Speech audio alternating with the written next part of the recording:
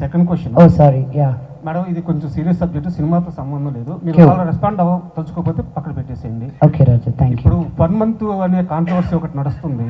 ఏంటిది? 1 month అని controversy ఒకటి నడుస్తుంది. మన మనోజ్ గారు కూడా దాని మీద పెద్ద ఫైట్ చేస్తున్నారు. ఒక చిన్న పాపని అబ్యూజ్ చేసి, చైల్డ్ అబ్యూజ్, ట్రోలర్స్, రోస్టర్స్ అని చెప్పేసి 1 month అని ఒక ఛానల్ వాళ్ళు, మన మనోజ్ గారు కూడా దాని మీద చాలా సీరియస్గా ఫైట్ చేస్తున్నారు. అంటే మాకు తెలిసి మంచి ఫ్యామిలీ అంటే ఓన్లీ సినిమాలే కాదు, సొసైటీలో ఉన్న గుడ్ కూడా, వాళ్ళు గుడ్ కోసం ఫైట్ చేస్తారు, బ్యాడ్ని అపోజ్ చేస్తారు. సో మీ తమ్ముడు, మా హీరో మనోజ్ గారు ఇలా మంచి విషయాలు ఇంత బాగా రెస్పాండ్ అవుతున్నారు.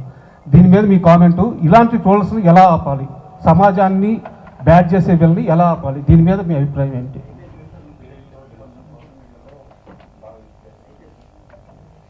అండి, నాకు బాధ వేస్తుంది ఫస్ట్ అండ్ ఫార్మోస్ట్. ఇంత నెగటివిటీతో కూడా ఉన్నారా అని. బట్ ఐ ఆల్సో ఫీల్ వాళ్ళకి రోటీ కప్డా మఖాన్ ఈ 3 ఉంటే వాళ్ళు ఇలా చెయ్యరేమో అని. యూట్యూబ్లో తమ్నెయిల్స్ చూసి మా అమ్మ నాకే ఫోన్ చేసి, నువ్వేంటి నేను ఇక్కడ ఇలా చేసావంట కదా అని. అమ్మే, నేను నీ దగ్గరే ఉన్నాను కదే. అవును కదా, కానీ ఇలా ఎందుకు రాశారు? ఐ సెడ్ ఫస్ట్ నువ్వు చూడడం మానే. బట్ చూడడం మానేయడం కుదరదు, స్ట్రిక్ట్ యాక్షన్స్ తీసుకోవాలి. Because this is still a new medium, అందరూ నేర్చుకుంటున్నారు. అందరూ ఎంత సెన్సేషనల్గా పెడితే, లక్ష్మీ మంచు స్లాపింగ్ సంబడి అని ఉంది యూట్యూబ్లో, అది మీరు క్లిక్ చేస్తే నేను మేజర్ చంద్రకాంత్కి క్లాప్ కొడుతున్నాను. దానికి స్లాప్కి క్లాప్కి తేడా తెలియని వాళ్ళతోటి డిస్కషన్ ఎలా చేయాలండి. చైల్డ్ అబ్యూస్ చేసిన వాళ్ళని అడ్డంగా నరకాలని నా ఉద్దేశం, నడి రోడ్డు మీద నరకాలని నా ఉద్దేశం. 1.3 బిలియన్ పీపుల్ పైగా ఉన్న మనమే సెల్ఫ్ గవర్నింగ్ చేస్తున్నామండి.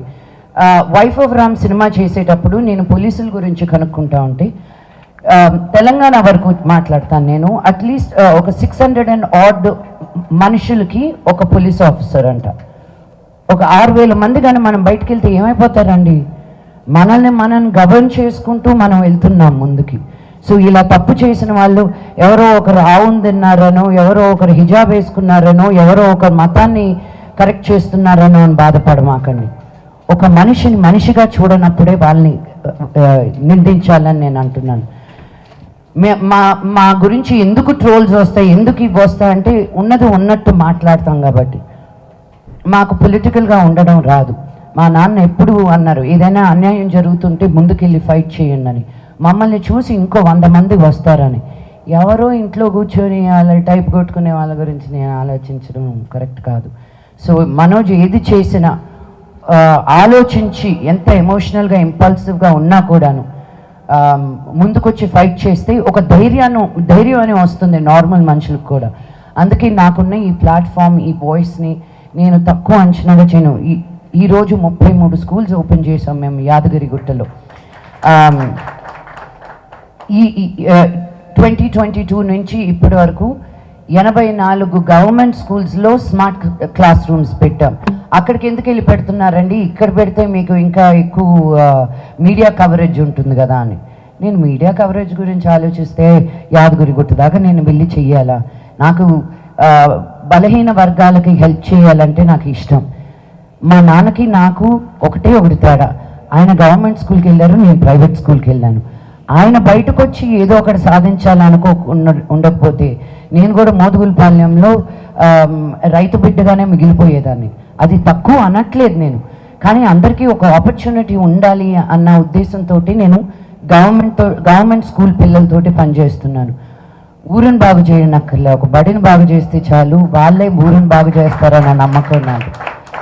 So it's really heart breaking. నేను వినలేదు ఇది ఇంకా, బికాజ్ నేను చూడడం మానేశానండి. ఫస్ట్ అండ్ ఫార్మోస్ట్ న్యూస్ చూడడం మానేశాను.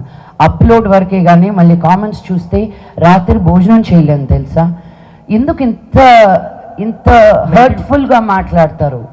యూనో, వ్యక్తిగతంగా మా ఫ్యామిలీని అంటారు, మా అమ్మని అంటారు, నా కూతుర్ని అంటారు. వెనక్కి తిరిగి నేను కానీ నిన్ను అనడంలో ఎంతసేపు పడుతుంది చెప్పు? మీకు లేరా అమ్మలు, మీకు లేరా కూతుర్లు? మేము ఏం చేసినా ఒక 10 మందికి మంచి చెయ్యాలి, మిమ్మల్ని ఎంటర్టైన్ చేయాలని అనుకుంటున్నాం, కానీ మీ డబ్బులు మేము కొట్టేయట్లా, మోసాలు చేయట్లా. వాళ్ళ వెనకాల పడండి మీరు. మేమేదో కళాకారులు, మేము కలమ్మ తల్లిని నమ్ముకుని ఉన్న వాళ్ళం. మేము ఈరోజు ఉంటాము, రేపు ఉంటామో లేదో తెలీదు. జనాలకి ఎన్ని రోజులు నచ్చుతామో అన్ని రోజులే మేము పని చేయగలుగుతాం. సో సొసైటీలో ఏది బాగాలేదు అన్నప్పుడు నిలబడడానికి ఎవరో ఒకరు ఉండాలండి. అందరూ నా బ్యాంక్ బ్యాలెన్స్లనే చూసుకుంటే ఇంకా సమాజం ముందుకు ఎలా వెళ్తుంది?